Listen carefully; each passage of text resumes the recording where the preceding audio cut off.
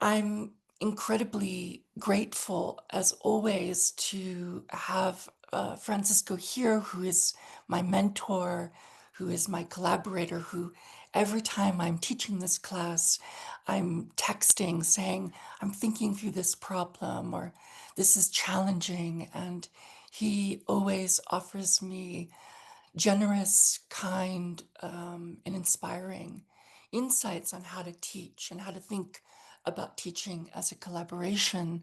So I'm hoping that you will embrace this idea of collaborating as part of the relationship we are creating with Francisco today, and that you may have questions still about the lecture on Monday or his essay that we read for last class, and that you will take notes on his presentation today so that you can ask for clarification, ask for other questions, other insights, to just participate and be present with this wonderful teaching we're about to receive.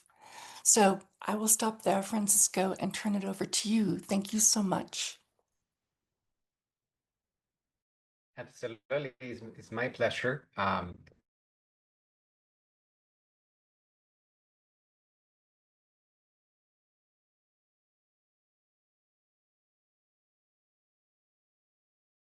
Problem with Ava, I'm all, Is it working? to be mentored by her as well. It's can you guys hear everything? Yes, I can now. Okay. Okay, perfect. Yes, so thank you for this wonderful introduction. It's an honor to be part of your class. I'm also honored to be mentored by you as well. So it's a generous process in which I'm very grateful to participate. For this presentation, I have been thinking about ancestors as a way to understand where we are, what we do, you know, why we do what we do, and to contextualize present times. So for this presentation, I prepared it's a similar version to the previous one, but I added a few slides to make it more contextual, and I'm thinking about generosity in that sense. So in those terms, this is a space in which you are welcome to ask any questions, to participate in any way. Just turn on your microphone, and I'll be happy to respond to your questions or go back to any of the slides, etc. So I titled these presentations The Centering a Rhythm. You would also see my email on the upper part of the slide. If you have any other questions, or if at some point you want to reach out and contact me, feel free to do so. And I want to read the land acknowledgement from Architopia as an example of how we need to think about space and how we engage with it rather than place. And it reads like this. Architopia acknowledges that all of our artist residencies are located on historical lands that over the centuries have been continuously defended from the greed and invasion of multiple empires, including the Hispanic monarchy, the First French Empire, the British Empire, and the Mexican-American War. We recognize that our work is only possible because of the multiple histories of resistance and contestation that intersect in Mexico and Peru, including each and every one of you present today.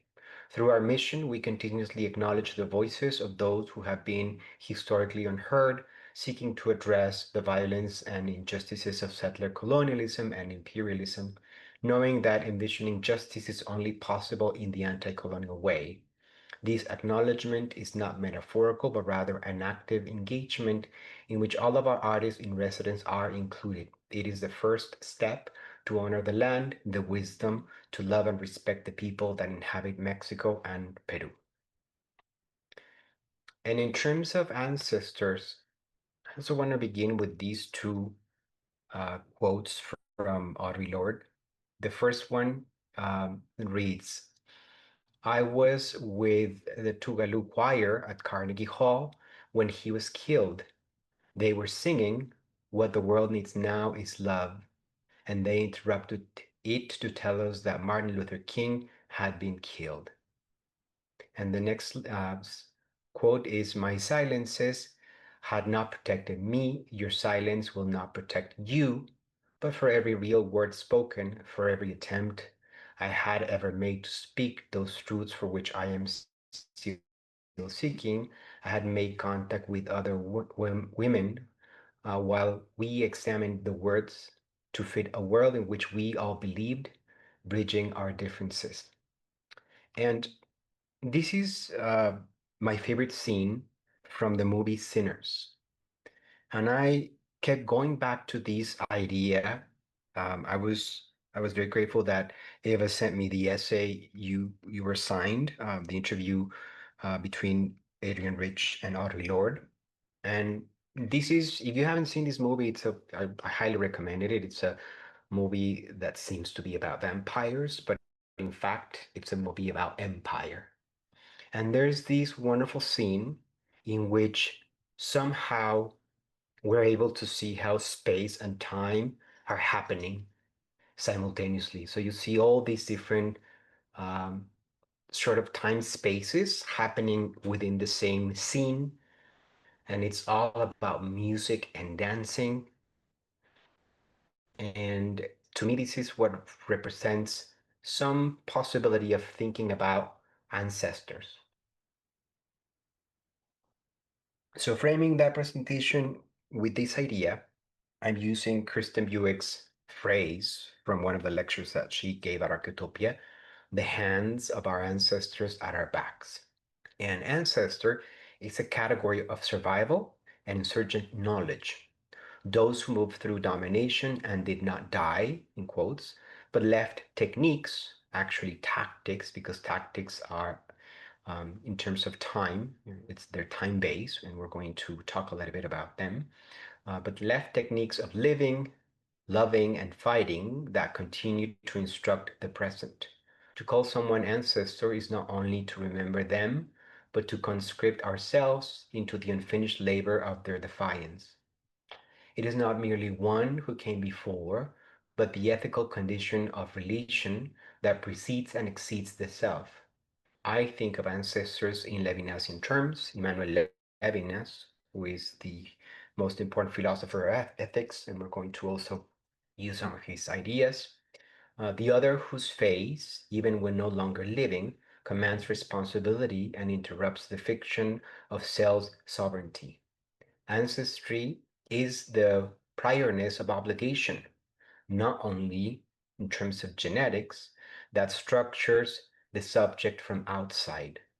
An ancestor is therefore both past and prospective, the archive of what was endured, and the mandate for what must not be repeated, a horizon of militant care where memory becomes method and futurity becomes accountability.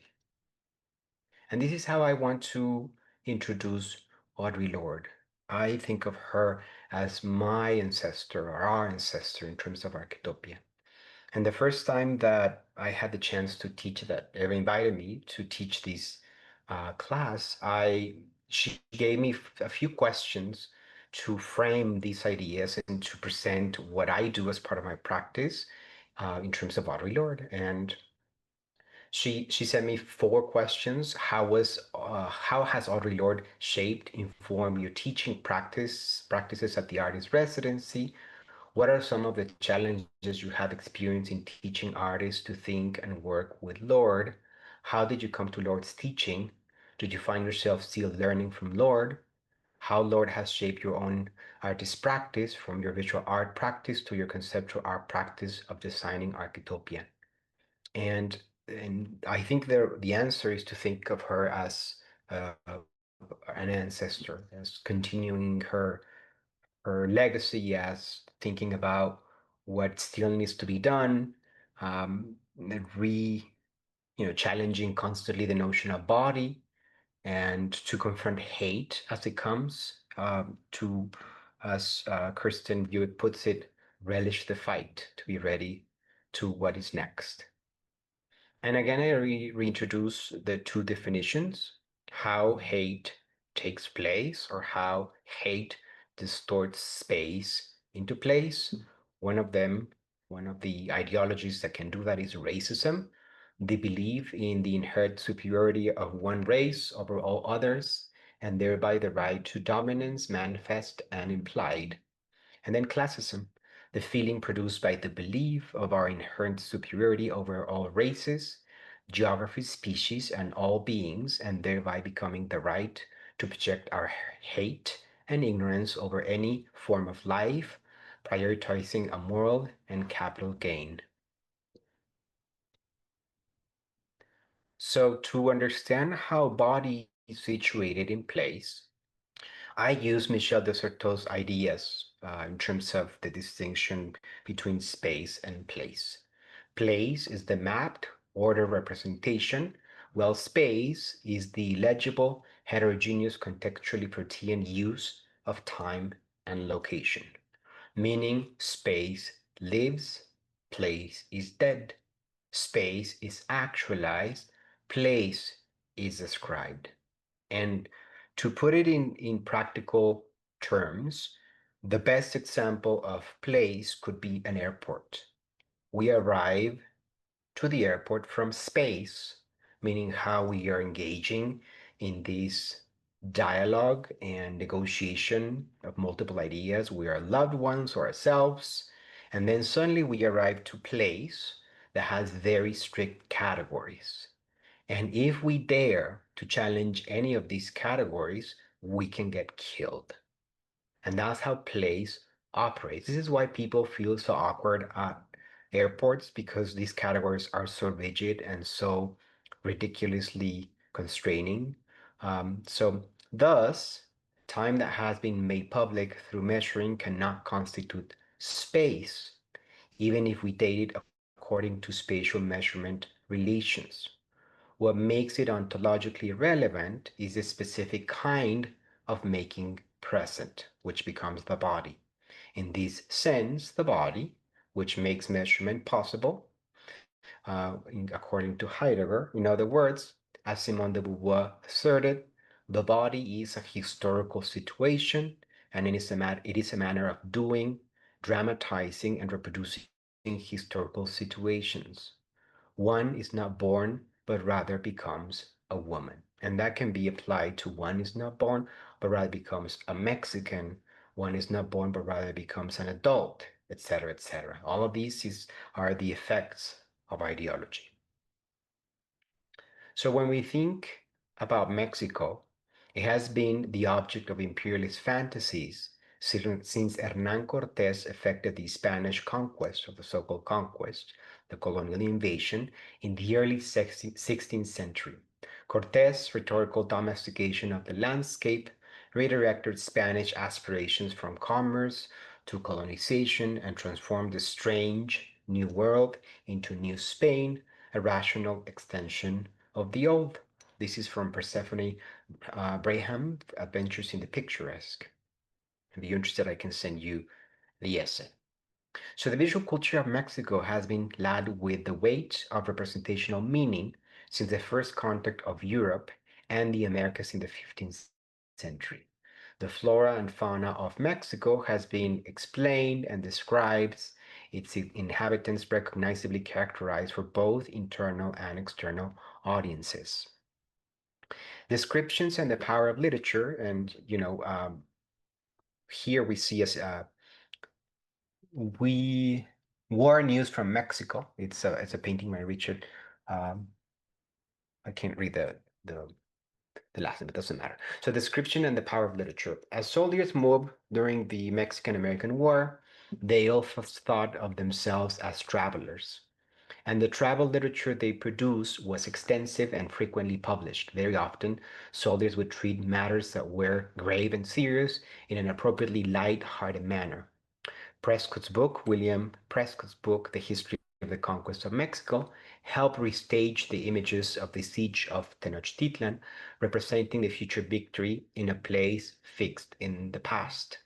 As soldiers siege the castle of Chapultepec, they fantasize of finally reaching the halls of Montezuma, phrase that would later be included in the Marine Corps hymn. Prescott's legacy had been ingrained in the invention of Mexico. And this is something very important to think about in when William Prescott published his book on the history of the conquest of Mexico, he opposed the Mexican-American War, although many of his racist ideas are still used as scientific proof of, whatever people want to think about Mexico and are still included in tour guides, and you can still see it in the rhetorics about Mexico in mass media today. He actually opposed the Mexican-American War. And this is a very good example to think about how intention never matters. He gave public interviews, he publicly spoke against the war, yet soldiers actually raced to the bookstores and bought his book and used it as a tour guide to actually restage death, many of the battles, many of the um, descriptions of Cortes moving through Mexico and killing and raping people, they actually restaged it as a manual. This is also why we have the American University here in Puebla. There was no need to go through Puebla, but actually it was one of the stops because it's part of the whole narrative. And I'll give you another example. Yeah, Richard W. Wilkie, an American veteran and student during the mid 1950s, at the aforementioned Mexico City, at the Mexico City College, remember his time in Mexico, in quotes. While reading Prescott's book on the conquest of Mexico, I envisioned how Cortes and his men fought their way out of Tenochtitlan, the island Aztec capital on what is now called Lake Texcoco. Along the southern causeway, very close to where I sat reading, I also read books on the US invasion of Mexico under General Scott in 1848, only a century before, and how his men fought up the Reforma Avenue to capture Chapultepec Castle from the Niños Héroes. I remember how extraordinary it felt to be reading at the precise place where history had been made in the 16th and 19th centuries. And think about how this is about war. This is about killing. I don't know how it gives thrill for someone to read how people got raped and killed. But of course, we're going to see how it is actually connected to how we invent body. So Mexico as a fantasy place fixed in the past where bodies are even imagined as landscapes and ready to be in quotes discovered is constantly recreated through traveling as narrative. For instance, as Wilkie continues to reflect on the experience of living and studying in Mexico, he wrote, opening of quote, "We were among a group of students who came to explore new worlds, to discover new ways of seeing and thinking, to help open new roads to remote places, to climb snow-capped volcanoes, and explore all of southern Mexico, to feel the historical and artistic heartbeat of Mexico, and to do it with companions who thrive in the extraordinary milieu that existed there at the time. Having the chance to live and study in Mexico City was adventure enough, but when all the nature and human landscapes of southern and central Mexico became part of the experiential classroom, the education that each of us received went far beyond anything most of us had anticipated." And I'm using these quote because frequently, this example, frequently we think of these narratives as men of their time. And it's actually a very similar moment. I think it's the exact same moment when Audre Lorde was actually in Mexico. And here I was able to find for this presentation in the research the actually FBI file on, and it's very different the way she actually experienced Mexico. So the FBI opened a case file on Audre Lorde in 1954, which includes a brief and mostly involves Lorde being questioned on several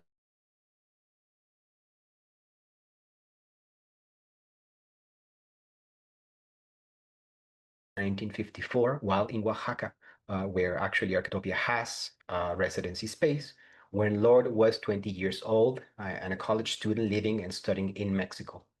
Agents questioned her why she was in Mexico, what her ties were to the Communist Party, and who her friends were. And of course, all of this is illegal. It's not legal for a government, US government official to travel to Mexico and question any citizen, whether it's foreign or a national citizen. So while her rationale for doing so was not discussed in the FBI case file, Lorde had left the United States for Mexico for various reasons. She had been active in the progressive politics scene in New York and was a member of the Committee in Defense of the Rosenbergs. When Julius and Ethel Rosenberg were convicted for espionage and were executed by the federal government in 1953, Lorde became concerned about the political climate in the United States. At the same time, she personally felt belittled and dismissed by several African American writers who were members of the Harlem Writers Guild. And if you remember, this is also mentioned in the interview between Rich and Audre Lorde. Many had expressed to her that she was spending too much time with white women and were critical of her lesbian lifestyle. Moreover, her friends, who were aligned with progressive politics, also became increasingly small minded regarding her lesbianism. It was around this time Lorde had heard from her friend, Al Sandler, about the American exile community of writers and artists that were living in Mexico. As Sammy relates her work in the early 1950s, a sense of hopelessness and despair pushed her to leave the communist obsessed United States. Shortly after attending the funerals of Ethel and Julius Rosenberg, around whose cause she had intensively organized, she arrived in Mexico City. She had just been fired from her dangerously toxic factory job, a job that may well have contributed to her premature death, where she had lied about productivity outputs in order to earn enough money to travel. It is significant. This is a very interesting tactic. It is significant that Lorde's entry into Mexico was framed by US capitalism and imperialism, and particularly well as ascetic sexual mores, a colonial separation of mind and body. And this is very interesting because from the first time I read with Kristen Buick in her class, The Master Tools, I started to suspect there was a connection with René Descartes in this notion of the separation of the mind and the body, the Cartesian ideal. And she would actually use and reference Descartes in her work multiple times to actually um, challenge those notions. So, no longer able to stomach the McCarthyism purges, Lorde took the government's murder of the Rosenbergs as a final confirmation that she could no longer survive the hostile surroundings of the United States. Lorde's arrival in Mexico City was filled with wonders. Intrigued by sights, smells, and sounds, she corrected her habit of looking down at her feet while walking. Now she wanted to take in everything around her. Emboldened by the sea of non-white faces, she felt able to walk with her head held high, which she described as a form of proud exhilaration unlike any other experience she had ever known. And as we see in this slide, opening of quote, for me, walking hurried back to my own little house in this land of color and dark people who said Negro and meant something beautiful, who noticed me as I moved among them, this decision felt like a promise of some kind that I half believed in spite of myself, a possible validation. Again, in quotes, it was here in the breathtaking dawns and quick hill twilight of Cuernavaca that I learned that it is really easier to be quiet in the woods. One morning, I came down a hill into the square at dawn to catch my bus ride to the district. The birds suddenly cut loose all around me in the unbelievable sweet, warm air. I had never heard anything beautiful and unexpected.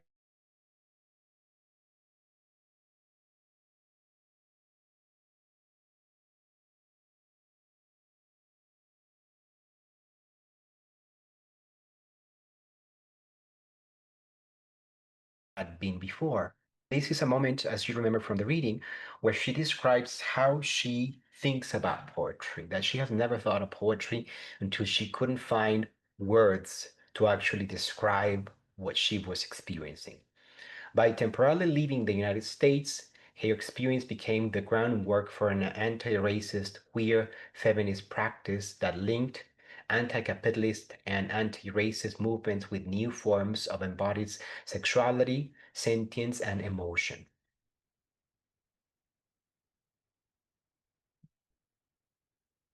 A different way of being. Opening of quote, I was happier than I'd been in what seemed like a very long time. What was even better, I was wholly conscious that I was.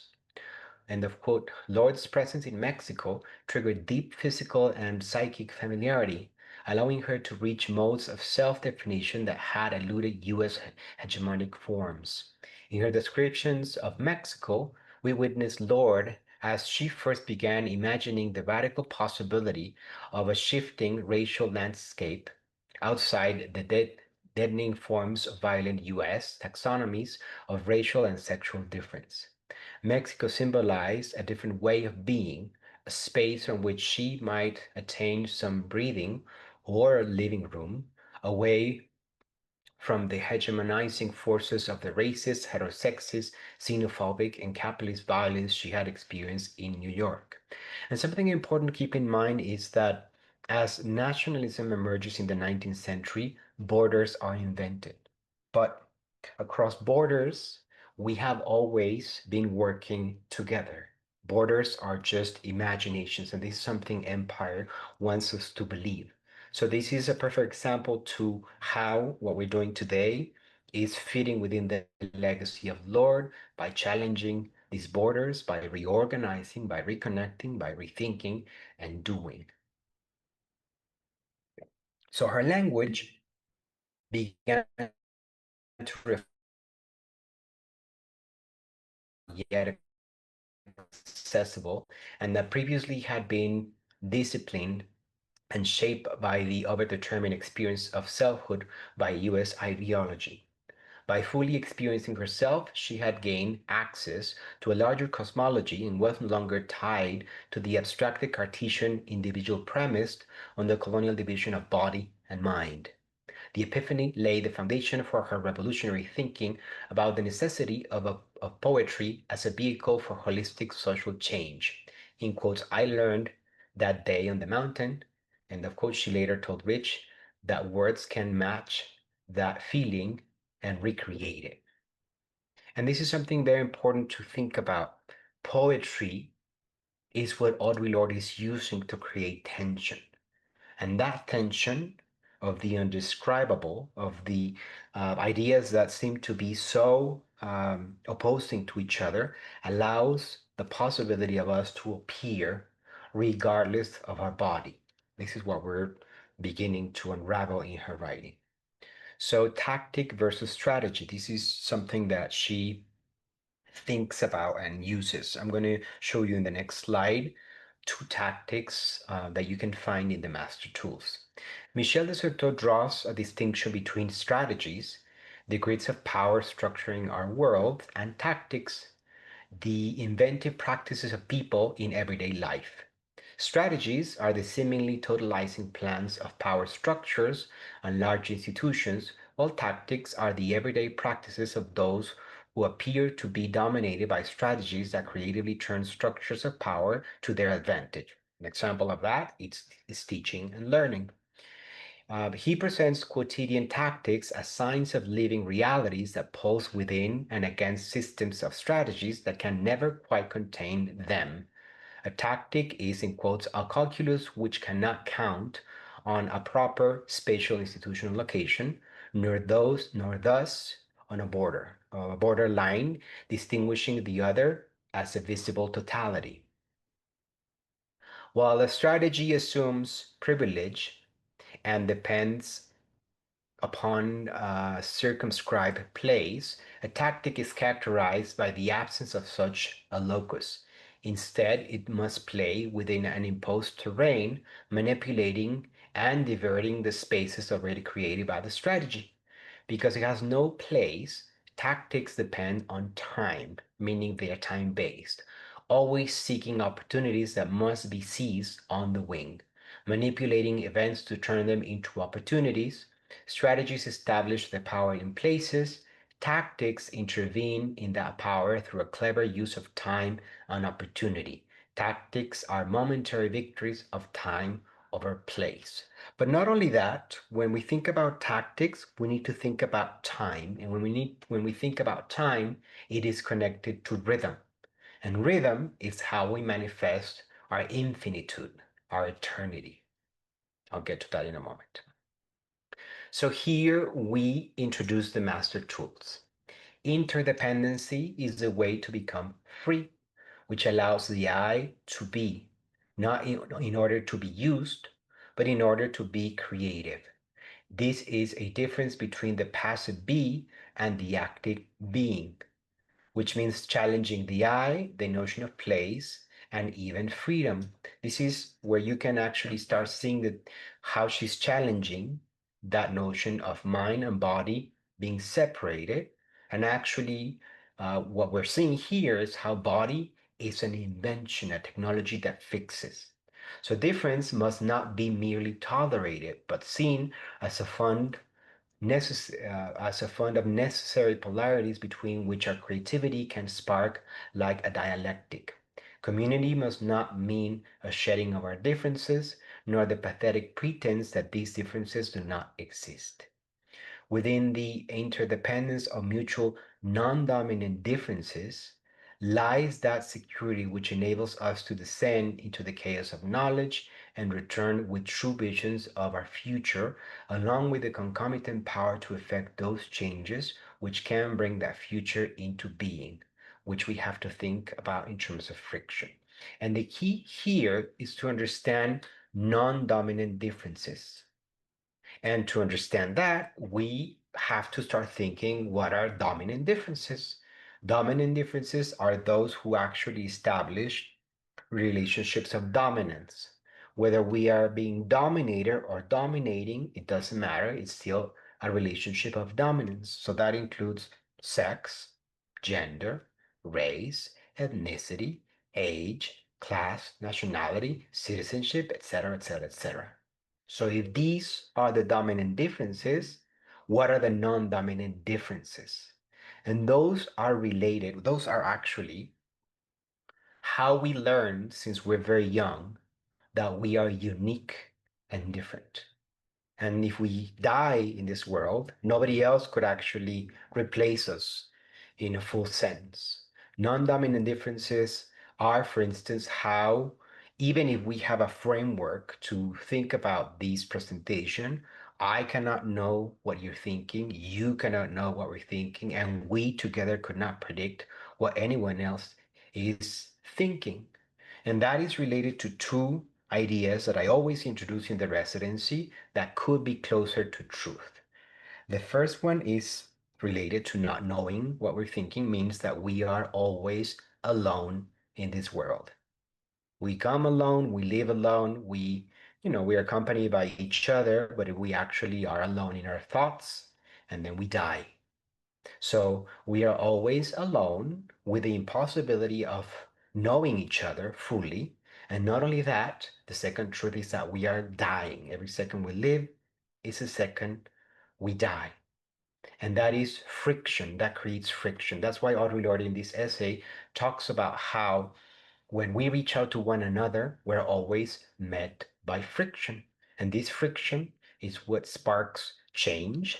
And actually, the system, empire, is always invested in minimizing friction. And how that is done is through ideology. So race, class, gender, age, etc., is invented to actually minimize that friction, to situate each one of us, and to be able to predict what will come out of the encounter. So to challenge that, Audre Lorde describes non-dominant forms of knowledge through friction, these sparks that can actually change us. Sparks burn, and sparks makes us um, change in ways that we didn't actually imagine. And in this sense, we can actually challenge dominant knowledge. So I continue reading. For the master tools will never dismantle the master's house. They may allow us temporarily to beat him at his own game, but they will never enable us about genuine change. And that is actually related to body. Body is one of the master tools. So why body? Why academia? The body has become a central concern both in academia and the wider culture, providing one of the few points of direct contact between these often divorced spheres. Frequently, I always mention to artists in the residency that I hate academic readings. I dislike them. I hate them because they contribute to a space of power. I know how to write them, as you can see, as you read, but I don't necessarily enjoy all of them. But what I absolutely love, is interrupting that space of power. And this is how we turn essays, which are theory, into method. So after the scandal over Robert Mapplethorpe's 1988 exhibition, the rise of new techniques of medical imagination of the body, and the dissolution of many of the norms of sexualized identity, the body question continues to gain urgency. Indeed, at all times of social uncertainty, the representation of the body is a key concern. The current moment is an amplification of the experience Walter Benjamin perceived in the generation who lived through the First World War. In quote, a generation that had gone to school on a horse-drawn streetcar now stood under the open sky in a countryside in which nothing remained unchanged but the clouds, and beneath those clouds, in a field of force of destructive torrents and explosions, was a tiny, fragile human body. And this is from Nicholas Mirsov's book, Bodyscapes. So to understand what kind of technology is the body, here we have the image of America by Fyodor Gall after Johannes Stradamus' drawing from the series Nova Reperta in the 1600s. And the body is always mutable, incomplete, and always in flux. In quotes, this alarming feeling of instability has led to numerous efforts to control the development of the physical body by promoting certain physical characteristics at the expense of others. This is what we can begin identifying as symmetry. Symmetry is something that empire always is using as a weapon. In standard settler colonial legal phrasing, in quotes, adverse possession means taking land without the consent of those who were already there and thereby acquiring title to that land. It remains an active and central part of U.S. law. Such taking possession without consent is equally applicable to bodily violations of all kinds. Since the 16th century, Europeans have visualized colonialism as rape. And if we dig a little bit into the history of Europe, the legend of Europe is this story which Zeus is transformed into a bull and kidnaps Europa, rapes her, and that gives the name to the entire continent. And that really informs a lot of our history today. How we understand body in terms of rape, in terms of colonialism, in terms of extraction. I think I mentioned in the previous session that when the Franciscans arrive in the Americas, they have a lot of issues trying to translate the notion of body, the concept of body, the technology of body, the weapon of body, because it didn't exist in the Americas. And not because they were retarded, not because they were left behind, not because they didn't know. It's because it was not necessary. It's a technology that has created a lot of pain. So to fully understand that, we're going to use these three key ideas. Your body is not itself. It is a battleground. It is a subject to control through the legacy of the Renaissance, colonialism, and imperialism. The, in quotes, perfect body is now under siege by the pharmaceutical, aerobic, dietetic, liposuctive, calorie control, cybernetic world of empire. And this is also why Audre Lorde mentions that the fight against cancer is a fight against empire. It is a verb rather than a noun. It is a process rather than a thing. It is a symbol, a resource, a medium, a system of delivery, communication, a communicating event. It does not merely signify or symbolize power relations. Body is at once the final point of resistance to the global imperatives of empire and the first to be affected by it. And these are conclusions from a conversation about the relationship between body and landscape that I had with Kirsten Buick. So, what I want you to think about is how body is actually a point of resistance, because even within a point, we can still dance, we can still move. And even if at that point we are feeling empire, we are being affected by it, we can still move. It doesn't mean that we have to necessarily understand ourselves in the linear trajectory of progress, but rather to understand where we're standing. It's a point of resistance. So here, I want to connect the ideas that Audre Lorde is explaining through her poetry with notions of the challenge, challenging the notion of body from the perspective of Alfredo Lopez Austin. And this is a slide that I included in a previous presentation that I'm going to use again, and then I'll explain it a different way. So Alfredo Lopez Austin explains that modern, and I'm referring to modernity, this idea of inventing time, modern notions of body, in quotes, did not exist in pre-Hispanic Mesoamerica, but also in the Andean world, in the Americas, it didn't exist. He explains that the Nahua worldview did not separate mind, body, and spirit as distinct entities. Instead, the human being was understood as a system of forces or anemic essences in constant exchange with the cosmos, a dynamic rather than a bounded form. This is why Lopez Austin insists that translating terms such as Ixiptla as body or representation is misleading. In Nahuatl, Ixiptla referred not simply to a physical vessel, but to the embodiment or actualization of a sacred force in a particular form, whether a person, an idol, or a ritual substitute. This terminology is limited, but it's all about movement. The Shipla was not an imitation, but a manifestation of divine presence, temporarily inhabited by the sacred essence it represented. So I'll give you an example.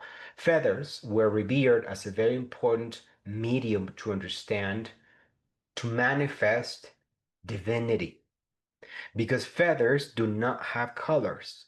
They have a structure within their fibers that refracts light, and light, as it moves to the point where we're standing and looking at them, produces the sensation of color. So it is actually a manifestation of movement. For the Americas, movement, which is what I use instead of body, because our body is constantly moving, morphing, changing, mutable, it's not identity ever, it's identification because we actively engage with ideas of power, whether we like it or not. So, therefore, in the Mesoamerican world, there was no body as an isolated biological object. The human being was, or actually is, porous, relational, and cosmological, a node in a web of energies connecting gods, ancestors, animals, and elements. For Lopez Austin, imposing the European concept of body onto this system distorts indigenous epistemologies, which understood existence through flows and transformations rather than containment. And these are pieces that have been saved from the massive destruction that happened within 200 years after the so-called conquest. So here I'll explain the image in a moment. So the notion of the body didn't exist prior to the so-called conquest, as I was mentioning. In the Americas, beings and things share the same spirit that fills them up with life. That's very important. We actually share the same spirit that fills up ourselves with life, with other creatures. The difference is expressed and defined by the limits of difference.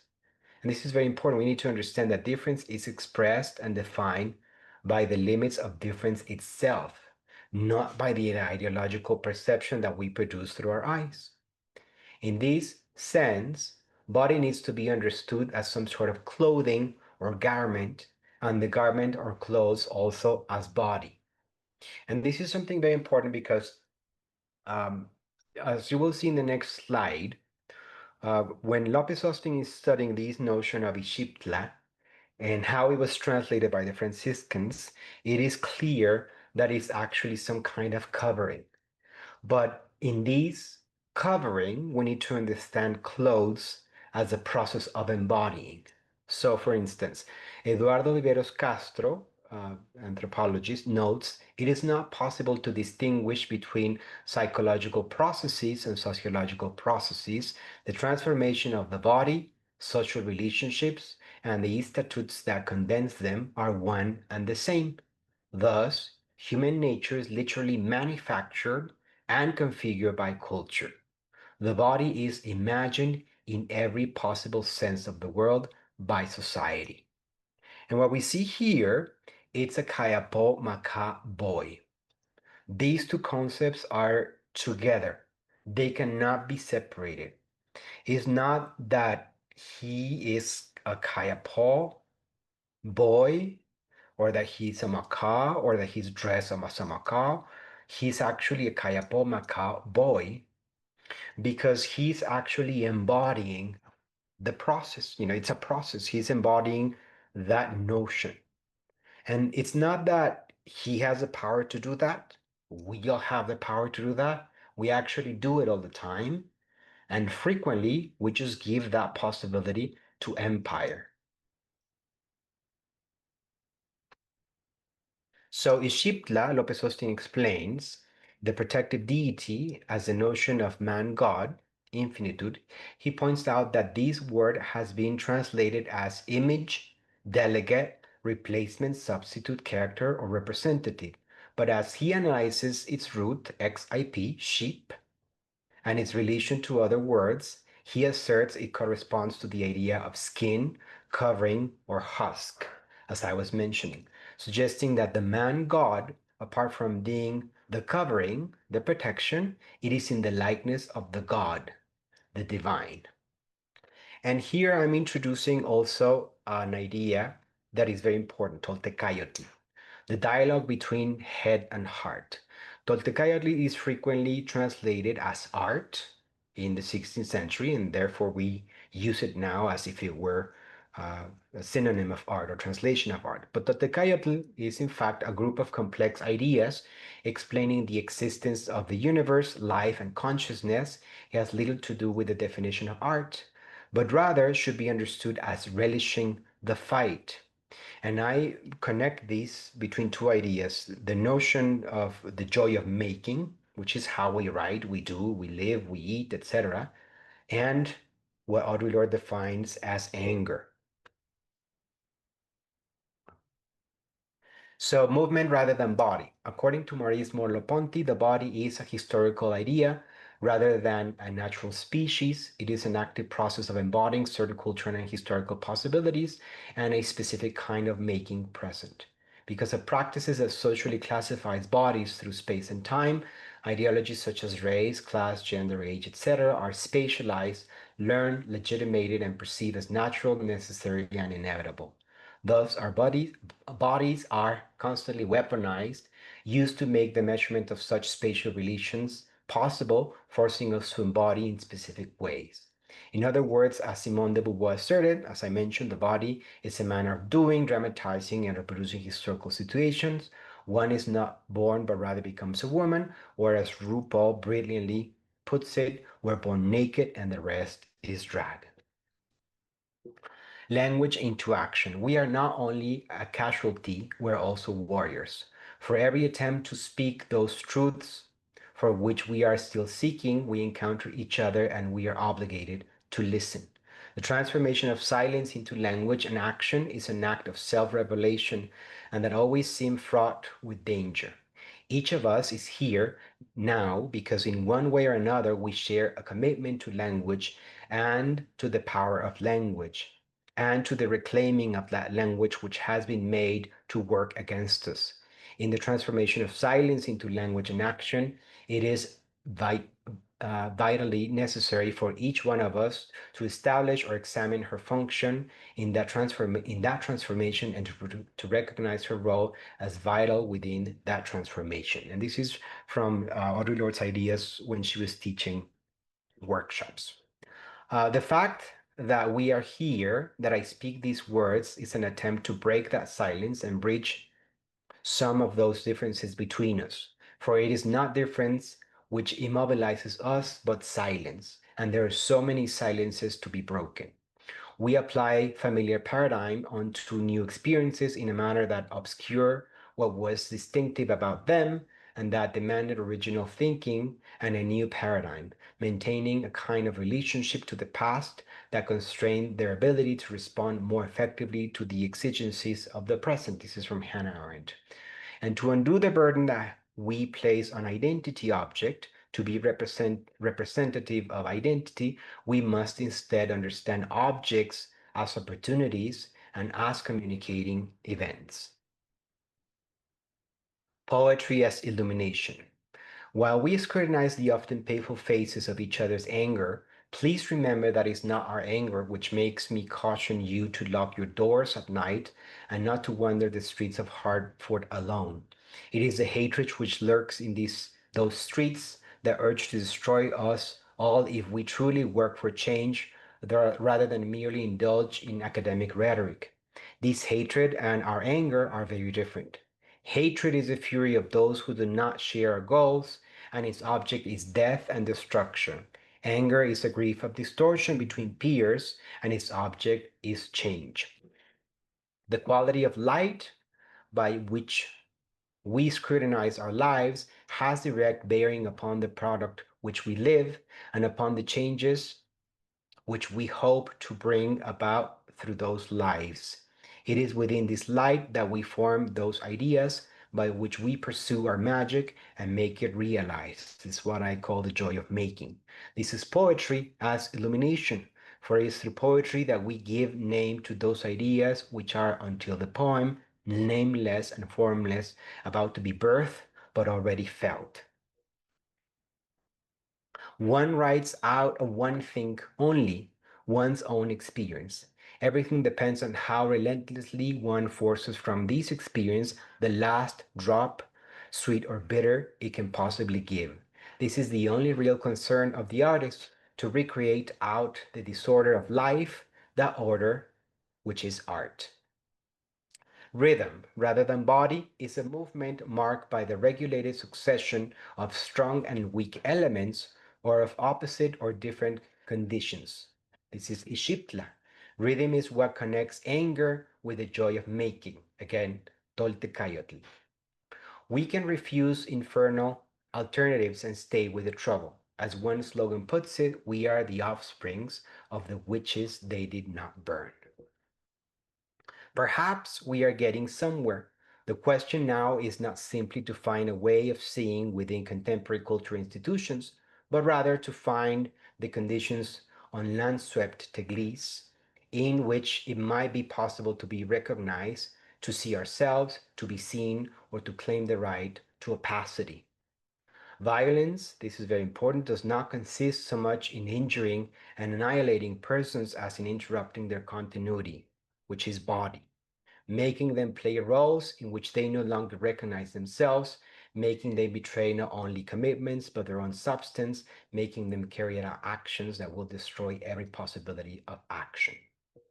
And I want to end this presentation with "Difference is the difference that difference makes" by Kristen Buick. She's always enforcing that difference is the difference that difference makes. I rushed a little bit till the end so that everything is recorded and you can actually go back to it and have it. But I didn't want to leave, I didn't want to end the session without having a space for questions. So I'll stop right here.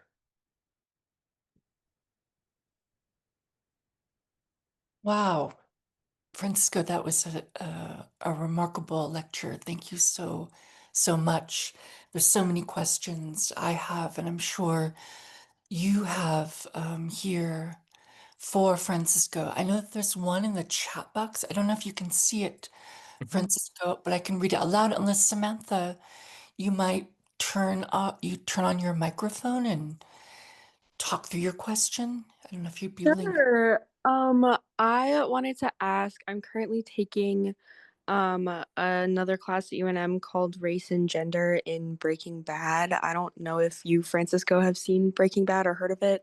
Hmm. Um, but we talk a lot about like how Latinos are depicted in that show, Hmm. and a lot about like machismo and like gender roles and stuff like that. And so Hmm. that kind of made me think when you mentioned how Audre Lorde mentioned how, she felt so safe, and how Mexico felt like so open in terms of like race and gender.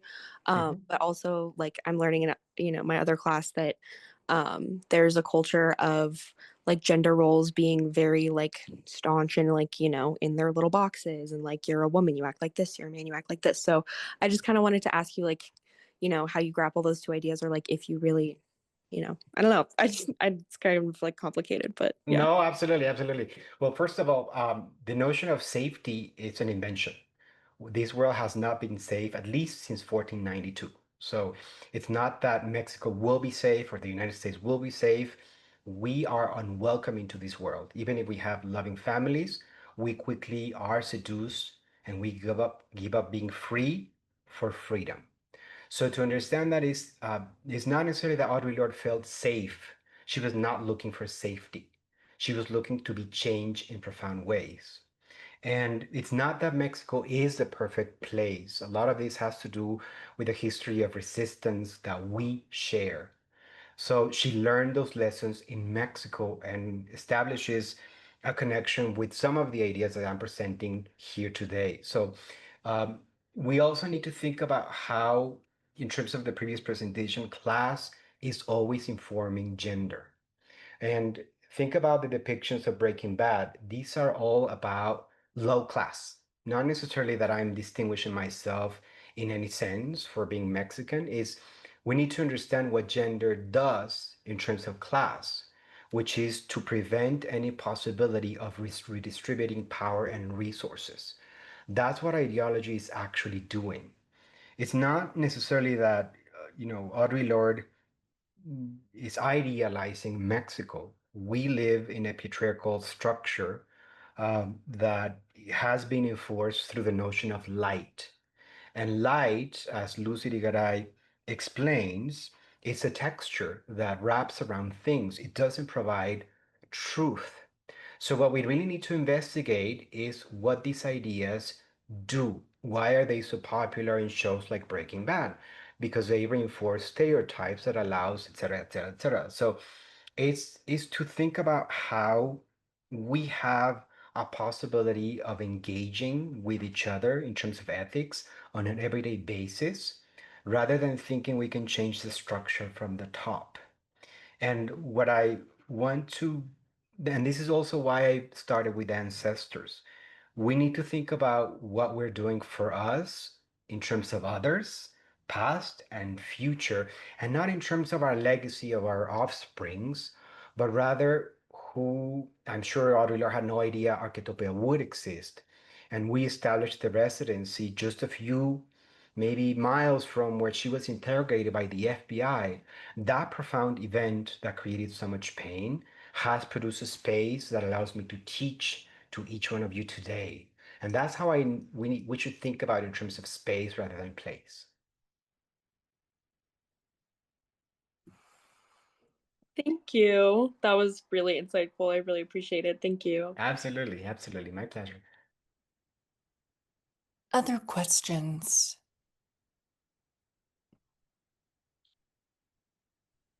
Yeah, I have a question if Mhm. if you don't mind. Absolutely. So do you think that there's a pathway to decolonize our language when it seems like the language we use Mhm. reproduces this idea, these like European colonial epistemologies? Is there a way we can feasibly break out of that within our own language? I mean, language is born dead. That's something that Levinas describes because the complexity that we have inside, inside is stupid. The complexity that we have cannot be fully conveyed through language. But something that Ava and Kristen suggest and explain is that we need to think about language in terms of how dynamic it can be. Because one of the lessons that we do get from Audre Lorde is that through poetry, she creates such tension between two terms that seem to be so impossible to reconcile that allows the opening of space, and that's where we appear. So it's not that we can find language that can be safe, it's that we have to constantly use language, communicate, and language has to be expanded into understanding how we move, how we engage with images, etc., as a space rather than a place. I don't believe there is a possibility to decolonize anything. We have been fully transformed and absorbed by modernity, but we do keep modernity near so that we don't repeat those mistakes. So, a possibility are tactics. For instance, the ways in which you're asking me a question and I have to engage with theory to make it practical, that's a tactic.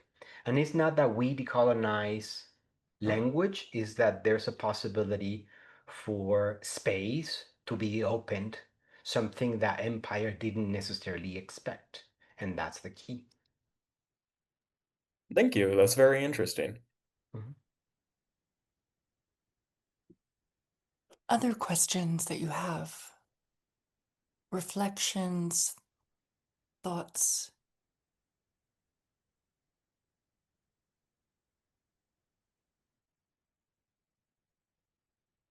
Yeah, I have one if no one else wants to go at the moment. Um, Despite your having had touched on this already when you mentioned that Lorde was looking to be transformed in profound ways, regarding her time in Mexico, I'm still curious to hear you speak a little more to that. And so here's my original question. In your essay, you said that mobility as an idealization of movement is a fetish, and that we are all colonized subjects who are unable to escape class, sexual, gender, spiritual, linguistic, etc. hierarchies. And with that in mind, I'm curious as to what you'd have to say regarding this statement from Lorde uh, from her uh, from her book, um, which she says. Actually, what does she call it? Zombie. It's something. She has a special little fun subtitle to it that I had never heard before I read it. Anyway, she says, I don't know why I was seized with such desire to go to Mexico. Ever since I could remember, Mexico had been the accessible land of color and fantasy and delight, full of sun, music, and song. And from civics and geography in grade school, I knew it was attached to where I lived, and that intrigued me. Despite the fact that I haven't read all of that book, but I'm unsure if Lord really ever tempers that or really goes into further detail with that, which I'm sure she does because you touched on that. But it's certainly a sentiment that she echoes in her conversation with Adrienne Rich in Sister Outsider. And so I don't really think that phrase necessarily indicts Lorde or otherwise, but I'm just kind of curious as to how that statement, in respect to sort of the fetishization of mobility, um, how it might escape that or overlap with that. And I mean, rather, is her statement more about movement than mobility? No, I think it's a fetish. I don't think we need to protect any scholar that we like even because we have been colonized, period. However, it doesn't mean that she was not surprised about what she didn't find in Mexico because Mhm. it's not about color what she talks about. She talks about the possibility of walking with her head high, not because of music or color or fantasy, but rather because the space is not turned into place through racist ideas. So even if she has racist ideas about Mexico, which can be absolutely tied to Prescott and Humboldt and whatever source we want to establish, it doesn't mean that agency is stripped from each one of us. And that's key. That's why I find in her writing these tactics. She, for instance, when she writes the master tools, frequently is being confused with a text that is about feminism. It's not about the conference, actually. It's about eternity. She's teaching with two tactics. First, the notion of non-dominant differences, which can be fully defined, and then to understand that change cannot be predicted. That's why she writes, the master truth will never dismantle the master's house. She could not predict how she was going to be changed in Mexico. And that's key. Change cannot be predicted. We can only interrupt empire. That's the key. Our practice should always be about interruption. And I associate three terms: interruption, distortion, disruption. That's the key. And even to respond to the previous question about language, that's how we do it. Distorted so that body cannot fit in any possibility. And that's what Audre Lorde actually does. Excellent. Yeah, thank you very much. That was a fantastic answer. Absolutely. I appreciate it. Anyone else want to ask a question, a comment, a reflection?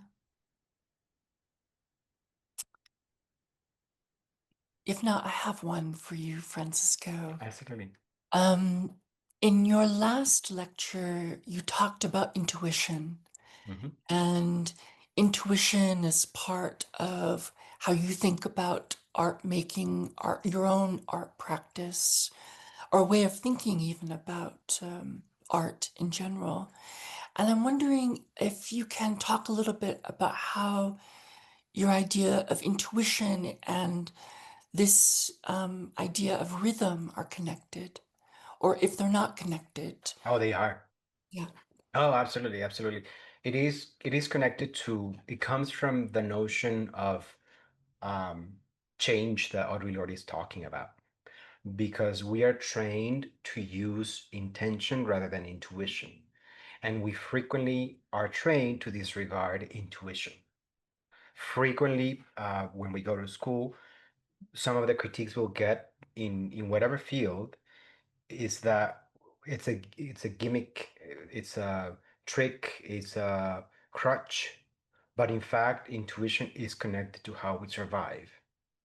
I know my work will not save the world. I'm not even interested in that. I reject any possibility of casting a light on the future of humanity. That's how frequently art is being talked about, because intention cannot remain in anything we do. If we are driving down the street and we hit someone and we don't have the intention to kill them, but we kill them, we might not go to jail because we didn't have the intention, but the person is dead. Yet, if we press the brakes and we had the agency to stop the car, maybe we hurt the person, we don't kill the person. So I think of intuition as a way of putting into practice agency. I'm not really interested in art ever. I find it boring, absolutely boring, and corrupt in so many ways. But I absolutely admire and love the practice. And my practice as an artist is, in fact, at the core of that is teaching. I have to engage with artists in these profound ways to, and I always mention I function as a mirror. Whatever monster you're going to see, it's your monster, not mine. I'm not planning that. But once you see the monster, you can name it. That's really powerful.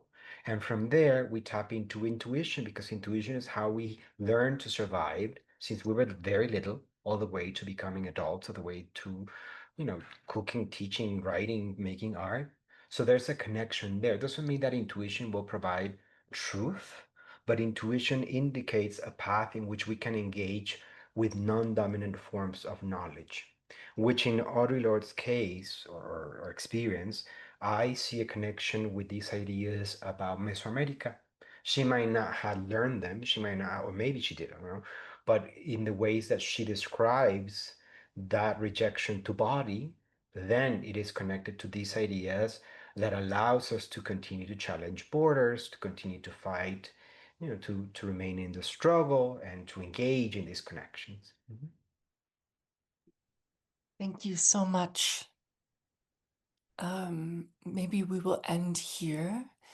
Thank you, Francisco, so very much for collaborating with us these last 2 days of this class and transforming our class in wonderful ways. Thank you. Thank you for your time, your energy, and your support, and your teachings. Thank you. Absolutely, my pleasure. And anytime you have questions, anytime you want to reach out, I always honor those who decide or teach. And it's a very generous space in which we expose ourselves. So, in any sense, I'm always here to help in any possible way. Thank you again. Wonderful. Thank you, Francisco.